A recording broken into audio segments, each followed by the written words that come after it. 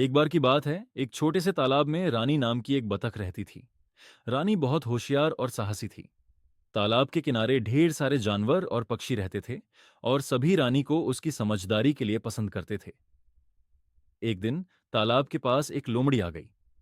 लोमड़ी बहुत भूखी थी और उसने रानी को देखते ही सोचा, अगर मैं इस बतख को पकड़ लूं तो पेट भर जाएगा।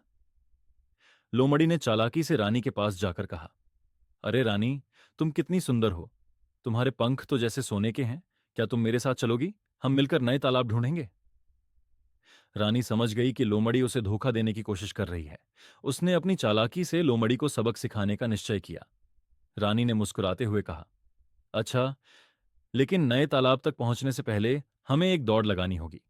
अगर तुम मुझे हरा दोगी तो मैं तुम्हारे साथ चलूंगी। लोमड़ी को अपनी तेज दौड़ने की क्षमता पर बहुत घमंड था। उसने तुरंत चुनौती स्वीकार कर ली। रानी ने दौड़ के लिए तालाब से बाहर एक लंबा रास्ता चुना।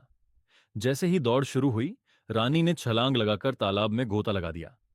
लोमड़ी तालाब के किनारे खड़ी होकर रानी का इंतजार करने लगी। कुछ देर बाद रानी तालाब के दूसरी तरफ जाकर बाहर निकली और जोर से चिल्लाई, अरे लोमड़ी, मैं तो जीत गई। तुम तो अभी भी यहीं खड़ी हो। लोमड़ी हैरान और गुस्से में रह गई। उसने समझ लिया कि रानी को धोखा देना आसान नहीं है।